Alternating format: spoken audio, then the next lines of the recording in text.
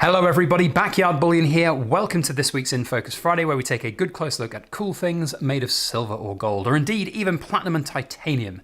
As today I am taking you on a trip down memory lane to look at all of the rings that I've owned in my life and worn and loved, and now added to the collection with a brand new ring, which is this absolutely killer Chunky Monkey coin ring. It's my first 999 fine silver ring, and it is absolutely stunning. Made by a community member, Chunky Coin Craft. You'll find links in the description box below to their Etsy shop as well as their YouTube channel.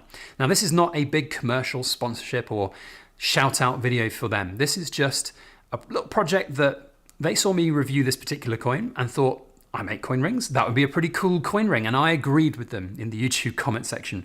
We linked up and I have now got this ring and it's absolutely stunning. Now, if you want to get a coin ring from them, you can go and check out their Etsy shop and of course get in touch with them. I would highly recommend it. These are fantastic. So we're going to do a full review of this and then do a trip down memory lane of all the rings I have and why I love them and why I cherish them and have them in a nice little box. So first up, the Knights of Camelot. This is a really cool idea for a ring. Of course, this is based on the Astor Mint's Knights of Camelot coin, which I reviewed, and Chunky Coin Craft got in touch to say that it would be pretty cool to do a ring out of it, and I agreed. And I do agree this is an incredible ring. Now, what I would say is, for coin rings, you kind of want to avoid 999 fine silver, but it does make for a really very pretty ring, of course, with different coins, different designs will be on there all the time. This is not, in my mind anyway, a ring I would wear every single day of the week because it is going to be malleable, it is going to have dings and dents. You'll see on all of the other rings that I've got in here, like these two here, I think are prime examples of the wear and tear that even less than pure silver and gold rings will have over their lifespan. So do bear that in mind, but it is a very attractive and pretty ring and one that I wear on occasions, very sort of rare occasions that we go out for nice fancy meals and stuff where we get all suited and booted, and I will wear it either on one of two ring fingers. For me, it's either a big chunky thumb ring, does fit on both, although this one is a little bit snug, but primarily it's one of those two fingers, so love it, fantastic. A real big kudos needs to be said to Chunky Coin Craft because they are a self-taught hobbyist from this hobby.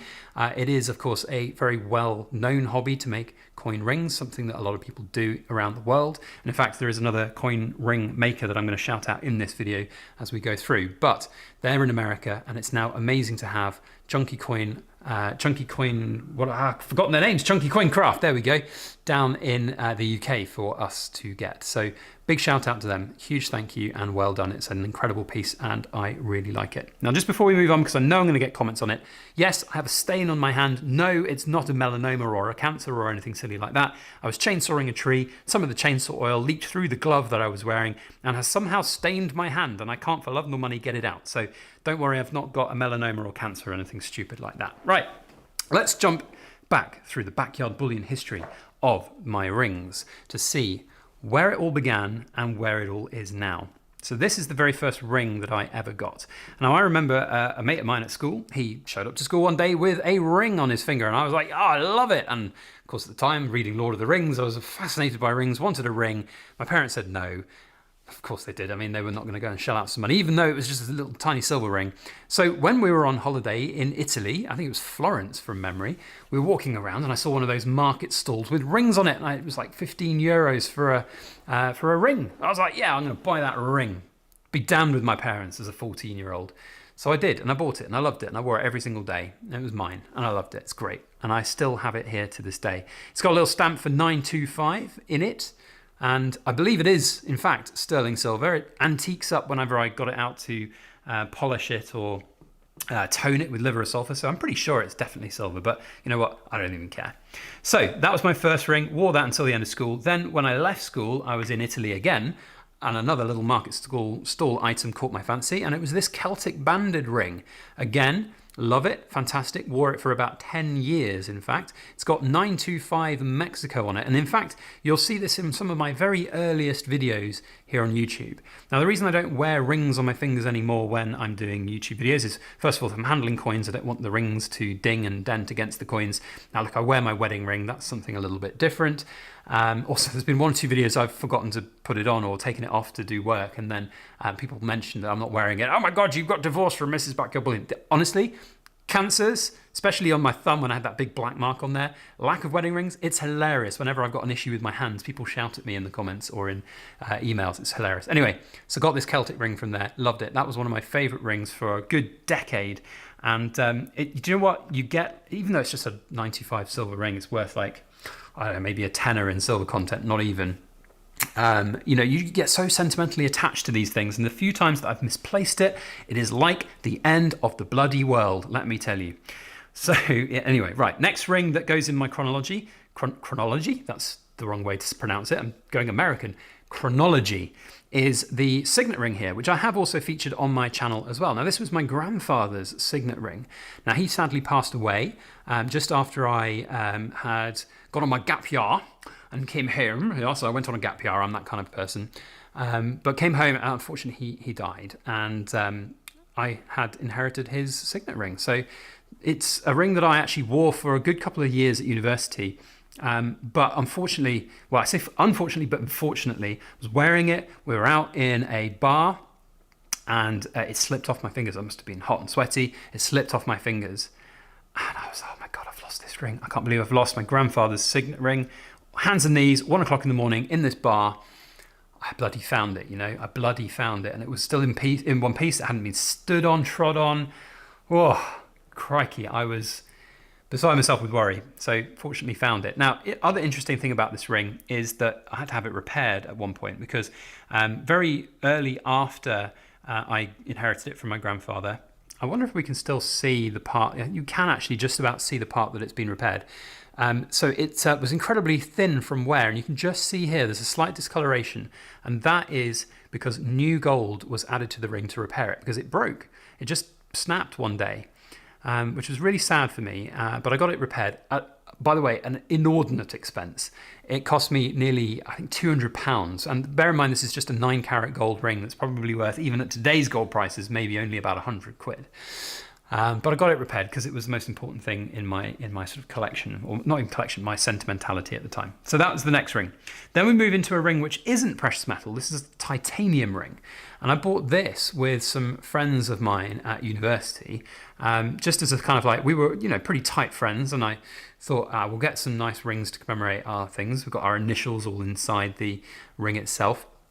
And we all wore them. It was lovely. It was like this little cliquey thing. I don't know. We were just all Lord of the Rings geeky things, but none of us at the time could afford to buy expensive rings. But this titanium ring is so smooth. It's so tactile. It's beautiful. I love it. I wore it for on and off as interposed with this Celtic ring for a very long time. One thing that annoyed me about it, though, one day, I can't remember how I did it, but there was a big ding that appeared on the ring. If we can get it to focus, there we go. I dinged it against something. So there's this ding here, and I can't buff it out and polish it out. But oh well, that is just what it is. That's the lifespan of rings. Then we move on to wedding rings. So next was my wedding rings, and this is my original wedding ring here. Now, I have lost a significant amount of weight. I've lost 40 kilos in weight, by the way, in the last 2 years. And now my wedding ring, not showing a great example of it, but it does just fall off at the whim of anything. So it's not a great example there, but honestly, it falls off. So I bought a replacement ring, which now in its own right falls off as well pretty easily. I've lost even more weight since then. It is what it is, but wedding rings, and we went platinum with wedding rings before I really knew anything about precious metals. And I thought, you know what? Platinum is the best thing to go for. I'm going to go for platinum. So we went for platinum wedding rings, and I paid nearly £1,000 for this ring, right? And it's worth today, enhanced prices, about £250. So put that in your pipe and smoke it. Right, next rings are the coin rings here. So I got a selection of coin rings from Change You Can Wear in the USA. Originally, I got a $half ring and a Morgan dollar ring. I wore this Morgan dollar ring for a very long time in my personal life. In fact, it's the ring I kind of wear all the time outside of filming on YouTube now, instead of the Celtic ring. But alas, like my other rings now, it is a bit too loose for my hands. So because it's quite big and chunky, it kind of slips around quite a lot. And so I don't wear that one quite so often anymore. What I tend to wear right now is the half ring, which stays on the finger a lot better. So those are the two kind of coin rings I got from them. And then because I was a massive fan of the Morgan dollar ring, I bought another one from Change You Can Wear, which is a slightly smaller fit. So this one now tends to be the go-to ring for sort of everyday wear.